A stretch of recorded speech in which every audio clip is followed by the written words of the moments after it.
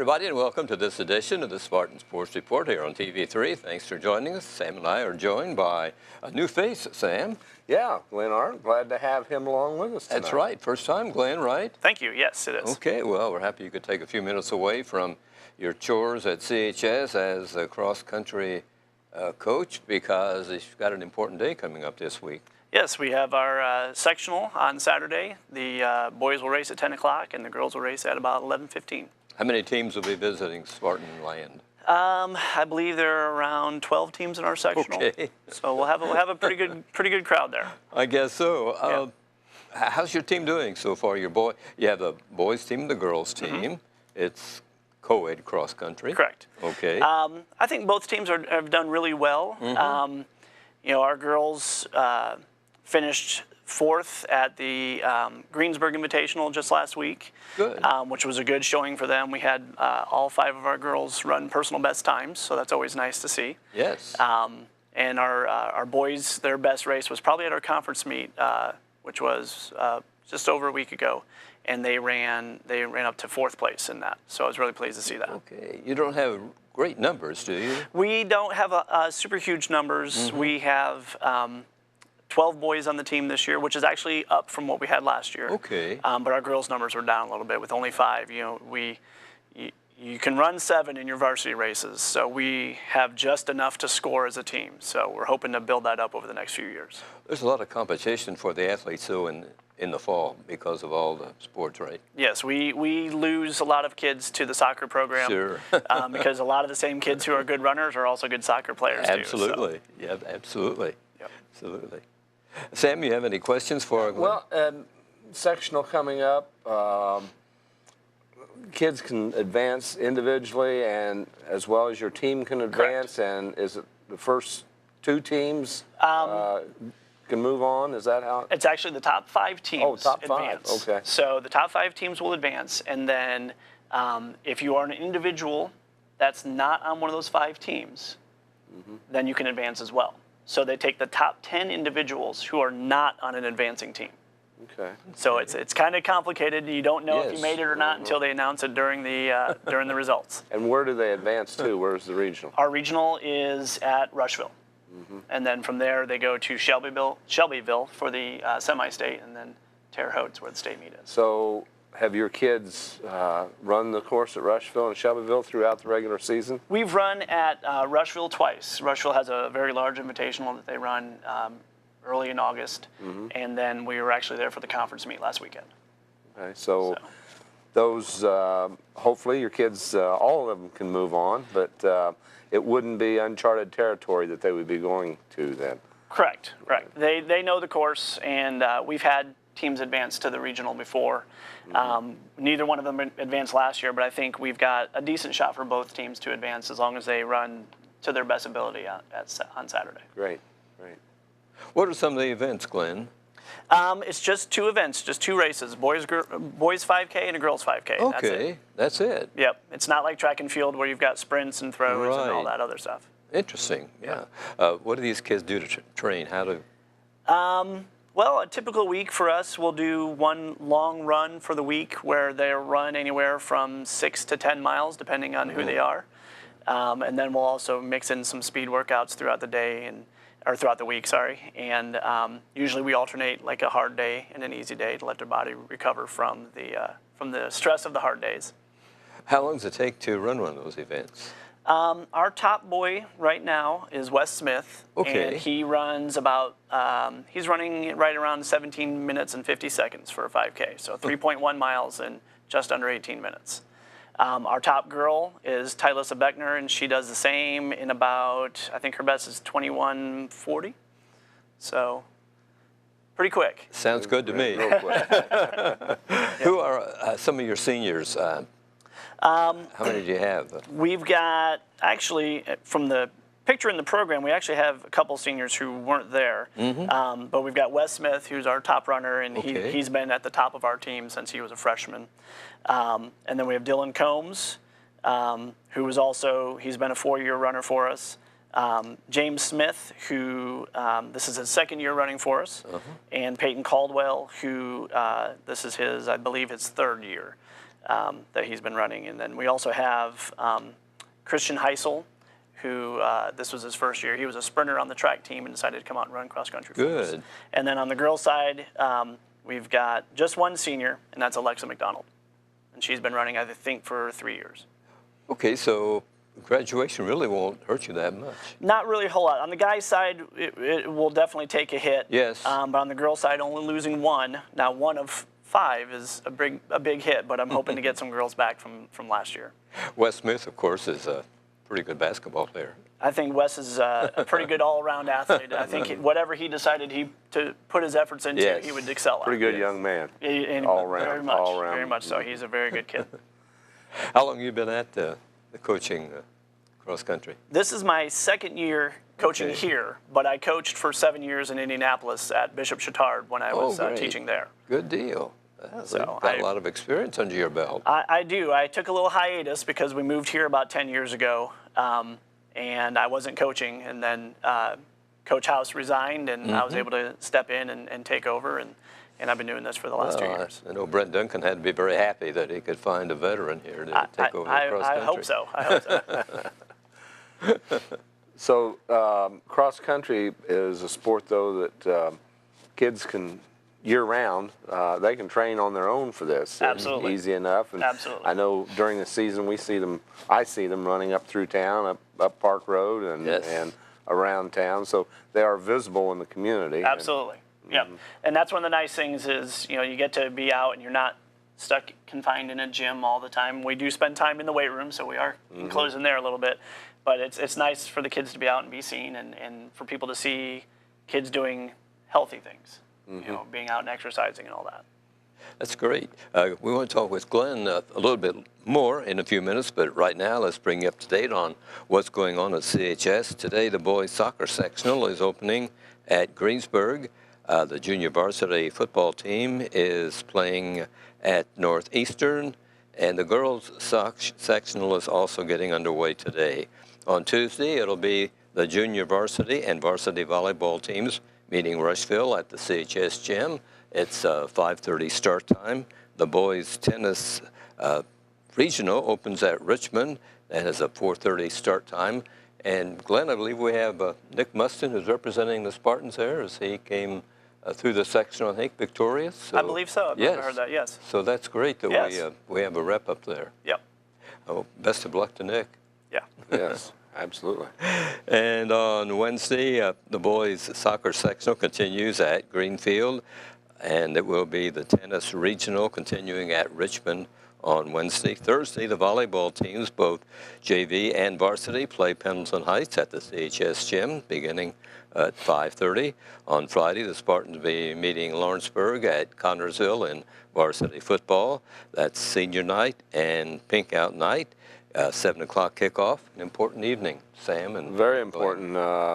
Get to honor the seniors, and got some great seniors on the football team.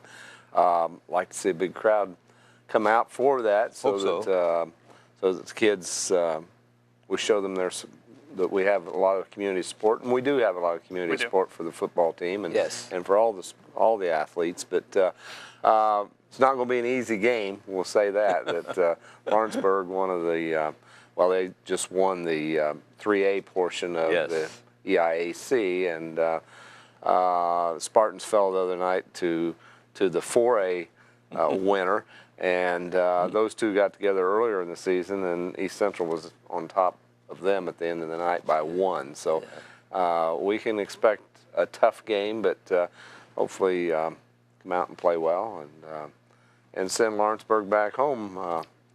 And the Spartans with a win, but certainly it won't be easy, but I'm sure Coach Kelly will have the kids ready. Well, I'm sure they will be. That's the final regular season game at CHS. Then a week from Friday, they'll be traveling to Batesville, and that will be ending the 9-game regular season, and then the playoffs will be beginning. And we'll talk a little bit about the playoffs here in a couple of minutes or so. On Friday, also, the boys soccer sectional continues at Greenfield. Hopefully, the Spartans soccer team will still be in action come Friday.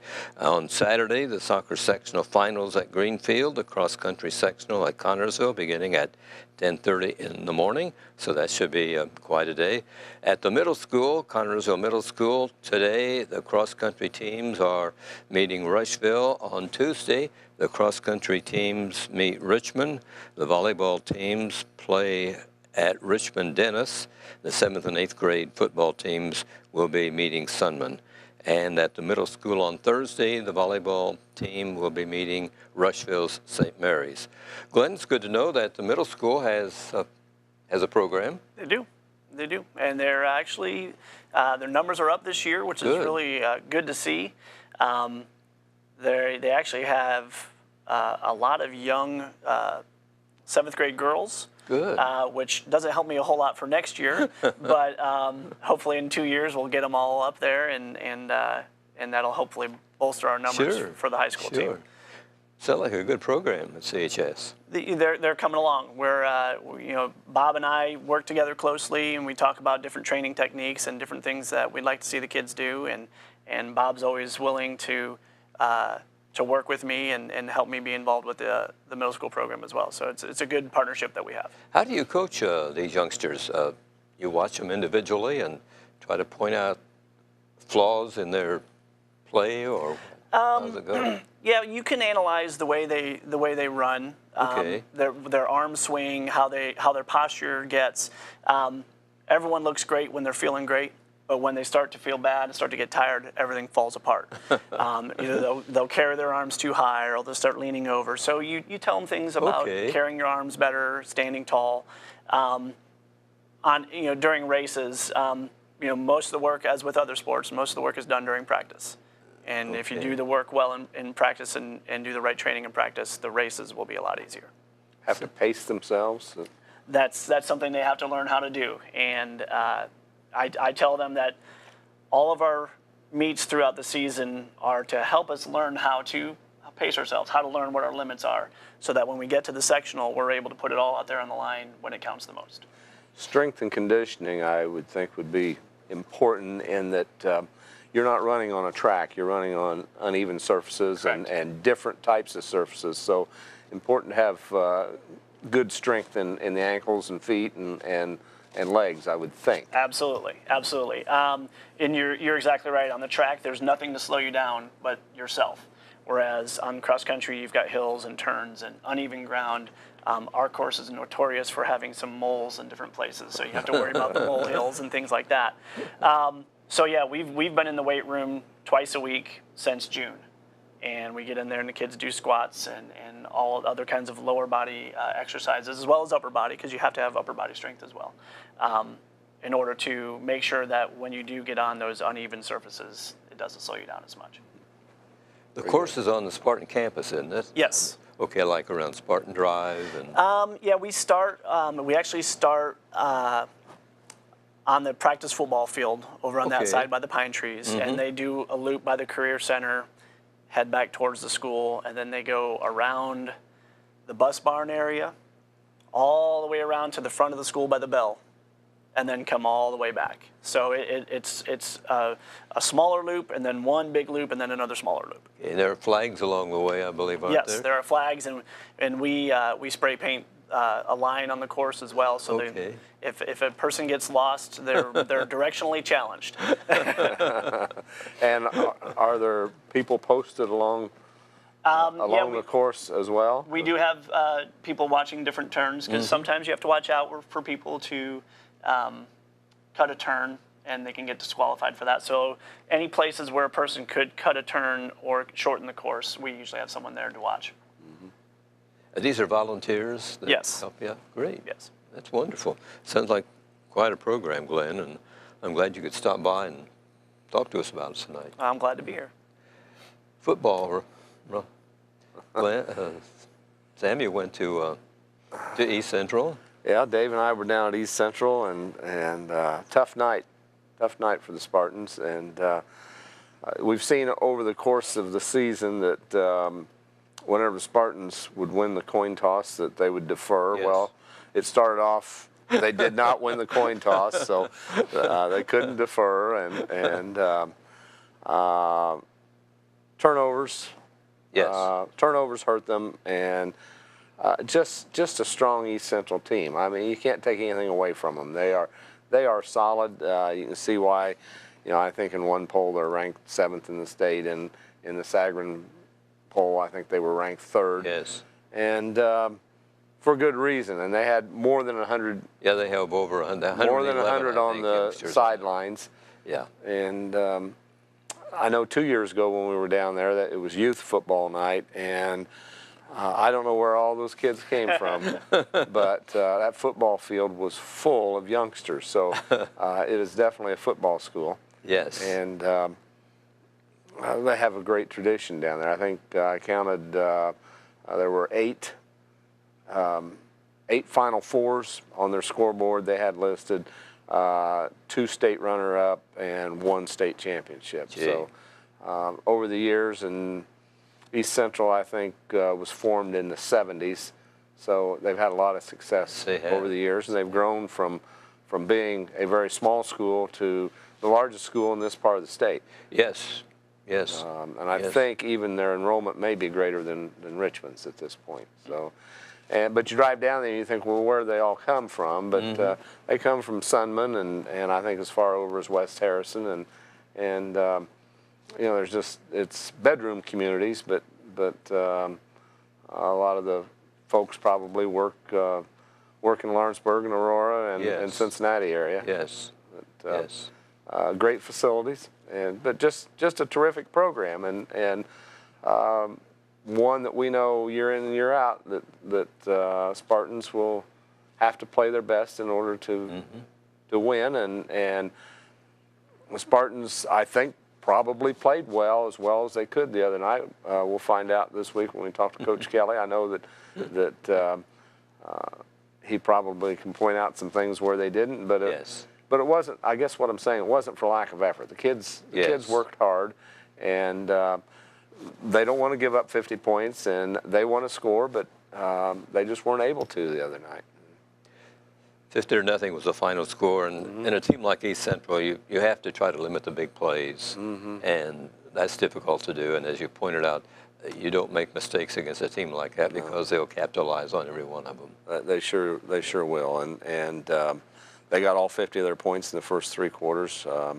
They played a lot of their subs there in the 4th quarter, and Spartans able to hold them. But it seemed like time and time again that a kid would break free, and he'd run an angle toward the end zone and just take it in unscathed. That they had a lot of speed. The Story kid was really good.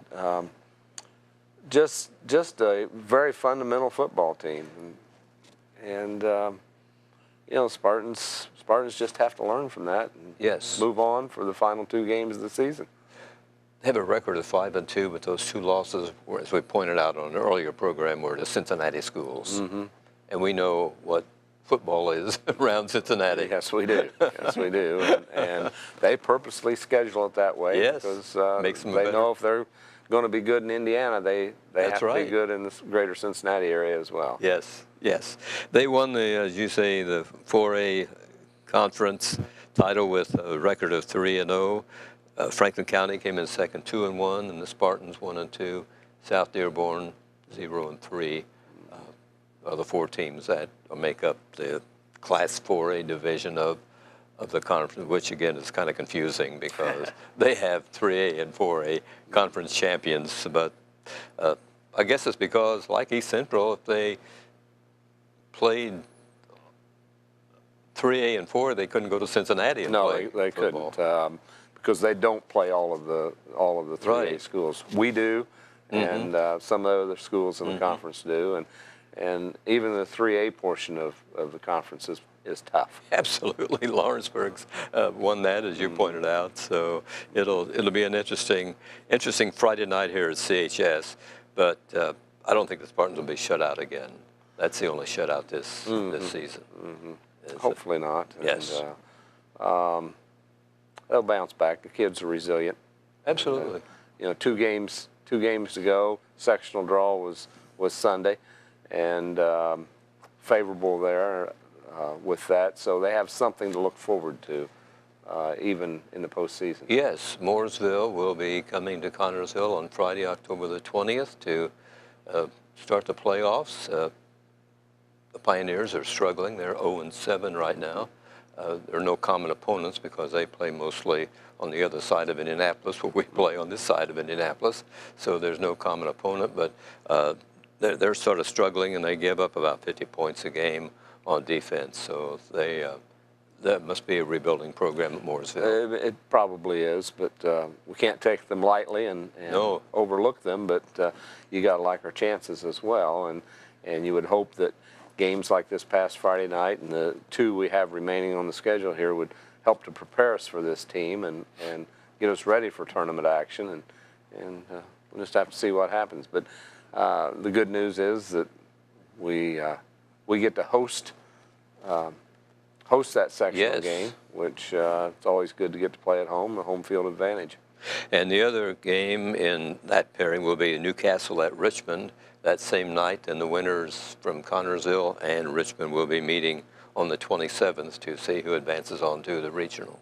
Yeah, and of course, Richmond, a team that we defeated in the first game of the season in overtime. We haven't seen Newcastle, but we get by Mooresville. I think that it's a good opportunity with either one of those teams, Newcastle or Richmond, to move on and get to play them and hopefully win that game and move on to the next round. Lawrenceburg, as we mentioned, will be meeting the Spartans this Friday night. They're 6-1 on the season. Their last win was over Rushville, as Sam pointed out, 70-12 Friday night. And Batesville will be the final game of the season for the Spartans. That's coming up on the 13th of October. The Bulldogs are 4-3. They won over Greensburg 32-22. I think Batesville can be defeated. I think so. Yes. Won't be easy. No. Going down there. Little unusual setup at that field. I don't know if you remember being down there in the past. Yes. But on the west side of the field, it looks like a horse track there with the seating. It's covered seating for the home fans. Now, and the press box is on the other side of the field, on the visitors' side. Yes. It's a very small press box. And another interesting feature of that field is that it slopes to the north from one end to the other. Which that's okay. I mean, it works, but it's home field advantage for sure. And I noticed the coaches always check the field out. They sort of walk the field to find out just how it rolls and so on, and pass the information on to the players. So it's as you say, it's an interesting place to play. Yeah, you go down there and you think they're going to run some ponies in front of this, but around the track. But a beautiful facility, don't get me wrong. Yes, right. It really is. Yes. It's just one of those unusual places. I know they're proud of it. Sure. The Batesville folks.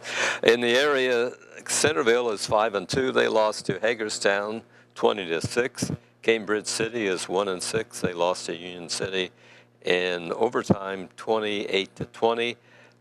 Union County is 4-3. They defeated Northeastern 18-8. Franklin County is 5-2. They beat South Dearborn 48-28. Richmond is 0-7. They lost to Lafayette Jeff 63-6. Those are the area scores from teams. Back to cross country here. Glenn, what do you do at CHS? I teach math. And what grade you teach? All 4 grades? I have everything from sophomores to seniors. Okay. So I teach Algebra 2 and pre-calculus, and then I also have an SAT prep class that I teach. And you do that all day long? Yes.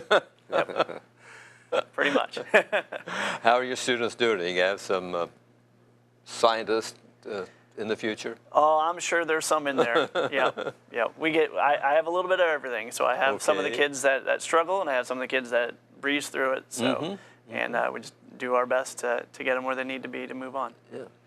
How much teaching experience have you had? How many years? This is I just completed last year was year number 10 for me here. Okay. And then I was at Chittard for 8 years. Wow. So.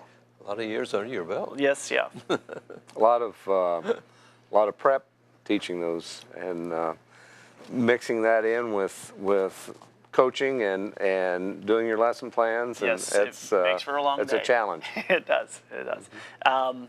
You know, the math department, you know, we're always under the gun because we're the ones that are tested by the state. Math and English are the ones they really push. So we have to make sure we are on top of our job. But they're both very important subjects. That, yes, they are. You know, to be successful in life. English is important so you can communicate, and then math. So many careers you need some good math skills. So. Absolutely, and you know it doesn't all have to be algebra type math. It can be something like adding fractions. Exactly. You know, construction workers do it all the time. Is it part of the college program at CHS? Glenn, you know, we have the college preparatory class. Are you involved in that? I do not teach any of the early college classes. All right, I didn't know if that was part of it or not. I wasn't sure. Nope. Okay. How many students do you have in an average class? I roughly 25. I have a few that are smaller and a few that are larger than that, but anywhere from 20 to 25. Sounds great. Yeah. Sounds very good. Sounds very good. Back to, you have any cross-country students in your classes? I actually have a handful of them, yes. Good. And they're all pretty good students. Cross-country runners typically are pretty smart kids. Smart kids, huh? Yeah. That's great. Overall at CHS, talk about the athletic program in your opinion. Brent Duncan and his staff and everybody. I think we've made a lot of strides in the last few years. I'm really happy with the amount of support that I get as a cross-country coach from our athletic department. Cross-country is usually one of those overlooked sports because it's not a revenue sport and usually doesn't have the numbers that a football or a basketball would have. But I never feel like I'm lacking of anything. If I need it, Brent and Beth Ann do whatever they need to help me out. Yeah. At the middle school, do you help those coaches, or who coaches for the cross country at the middle schools? Bob Gibbs is the middle school cross country coach, and you know he's been around Connersville forever. So Bob and I do meet every once in a while to talk about training and some things. You know, with me being the high school coach, I get to have some input as to what the middle school does. So he's always willing to accommodate anything that I've ever asked for him to do. Do they run the same events that you run? I mean, as far as length, or do they have shorter? They run shorter. Okay. Yeah, they run 3K, so which is just under 2 miles. Okay. And what are the numbers there? I'm not sure if I asked you about. To be honest, I'm not sure, but I know that he's got more boys and girls, I think, total than definitely more than I have at the high school. So it was very good to see him to have both numbers up and hoping they can carry on when they get to CHS. Yes. Is there, you were at Bishop Chittard, and a private school, and you've come to a public school. Is there much of a difference when it comes to athletics from the athletic department standpoint? From the department standpoint, I would say no. I think, you know, Connersville does a lot of the same types of things that Chittard did when I was there. Probably one of the main differences is that they probably had a little more money to throw around at Chittard than we do being a public school. But you know, they have good traditions in football, obviously, and basketball. But you know, as far as the way that the athletic department is run, I don't see much of a difference. Very good. Well, it sounds like you are doing a good job, Glenn. We want to wish you the best of luck in this tournament coming up here, and hope we get a lot of winners and they continue on. I hope so. Thank you. Sammy, any final words here? Well, just like to see a big crowd on senior night out at Spartan Field. That's Friday night, kickoff 7 o'clock. Lawrenceburg Tigers come to town. And thanks everybody for watching Glenn Arndt, who is a cross-country coach at CHS, here on the Spartan Sports Report.